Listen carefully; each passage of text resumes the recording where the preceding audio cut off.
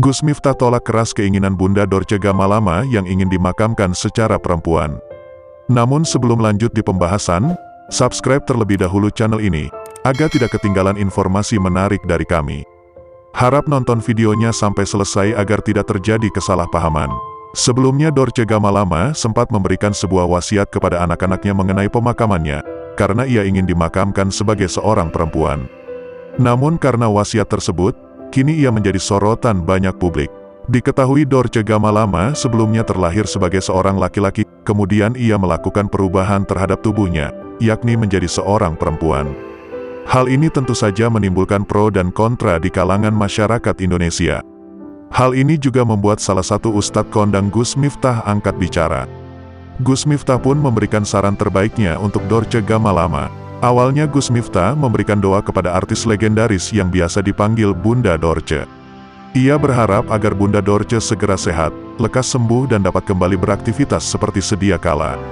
Yang pertama, saya mendoakan Bunda Dorce mudah-mudahan lekas sembuh, kondisinya membaik dan bisa kembali beraktivitas, ujar Gus Miftah. Kemudian Gus Miftah pun memberikan tanggapan mengenai beberapa wasiat yang diungkapkan oleh Bunda Dorce, di mana Bunda Dorce mengatakan tak mau ada tahlil 40 hari dan ingin dimakamkan secara perempuan. Saya dengar ada beberapa wasiat, ya kayaknya ya dari beliau, itu salah satu yang saya dengar itu nggak usah ada upacara doa tahlil 40 hari. Terus kemudian, yang kedua soal dia minta untuk dimakamkan secara perempuan, ujar Gus Miftah. Gus Miftah juga mencoba menelaah hukum transgender dalam agama Islam. Dalam Al-Quran, jelas dibagi hanya dua jenis kelamin.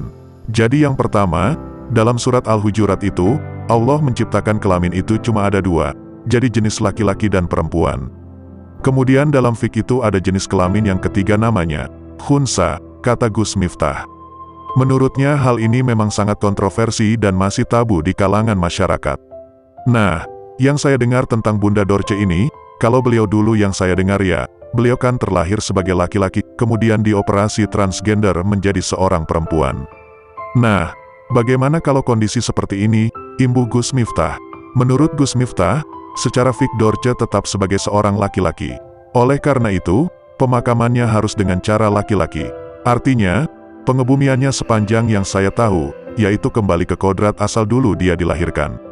Artinya kalau dulu dia dilahirkan dalam keadaan laki-laki ya sebaiknya, seyogyanya juga dimakamkan dalam keadaan laki-laki. Hal ini juga terkait perbedaan yang sangat jelas terkait pengurusan jenazah antara laki-laki dan perempuan. Selain cara memakaikan kain kafan yang berbeda, salat dan doa jenazahnya pun berbeda. Siapapun yang lahir laki-laki atau perempuan, sesuai dengan jenis kelaminnya ya itulah cara dia dimakamkan, katanya melanjutkan. Menyinggung soal wasiat Dorce Gamalama, Gus Miftah berpendapat bahwa hal itu bisa dilihat dari ketentuan tentang wasiat. Bahwa wasiat yang tak mengandung kebaikan tidak harus dilakukan.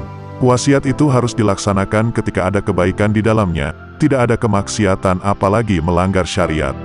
Tapi kalau wasiat itu melanggar syariat, melanggar perintah agama, ya tentunya wasiat itu tidak harus dilakukan, ujar Gus Miftah. Bagaimana tanggapan Anda?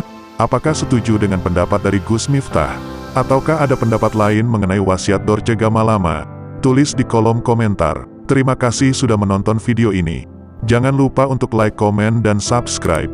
Admin Infus di sini, sampai jumpa di video kami selanjutnya.